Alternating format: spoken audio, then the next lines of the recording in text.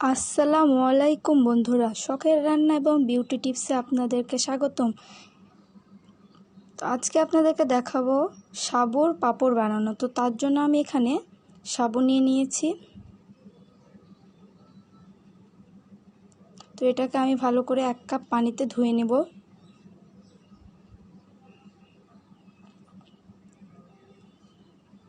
এবার আমি এটাকে পরিমাণ মতো পানি দিয়ে ভিজিয়ে রাখবো।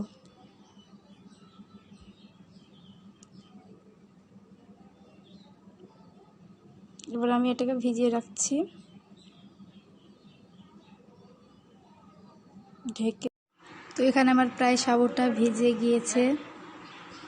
এবার আমি এখানে ব্লেন্ডারের সাহায্যে এটাকে ব্লেন্ড করে নেব।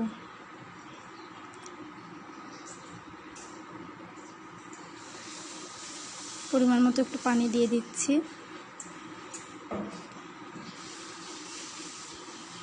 এটা আমার ব্লেন্ড করা হয়ে গিয়েছে। এবার আমি কড়াইতে দিয়ে দিচ্ছি, এটাকে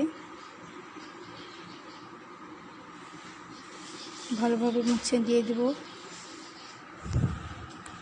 এবার পরিমাণ মতো আমি পানি দিয়ে দিচ্ছি।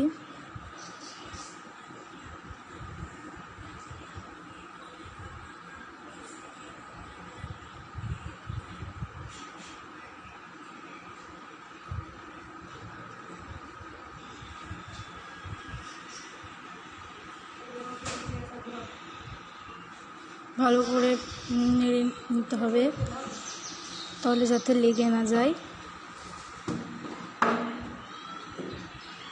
পরিমাণ মতো নুন দিয়ে দিচ্ছি।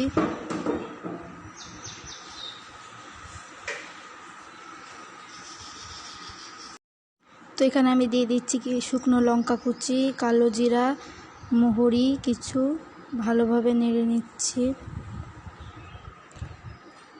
এটাকে ভালোভাবে গাঢ় করে নিতে হবে। এটা প্রায় ফুটে গিয়েছে, হয়েও গিয়েছে। এবার আমি এটাকে নামিয়ে এবার আমি এটাকে আস্তে আস্তে ছোট ছোট করে বসিয়ে দেব।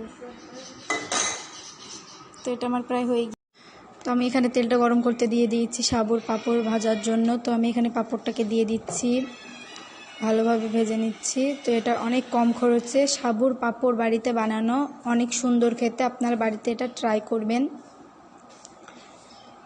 খেতে অনেক সুন্দর, মুচমুচে,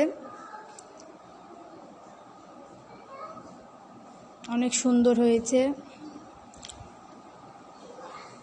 অনেক সুন্দর মুচমুচে হয়েছে। এটা আপনারা বাড়িতে ট্রাই করতে পারেন। এই ভিডিওটি ভালো লাগলে লাইক করবেন, চ্যানেলটিকে সাবস্ক্রাইব করবেন, আমাদের পাশে থাকবেন। ভিডিওটি সম্পূর্ণ দেখার জন্য ধন্যবাদ বন্ধুরা।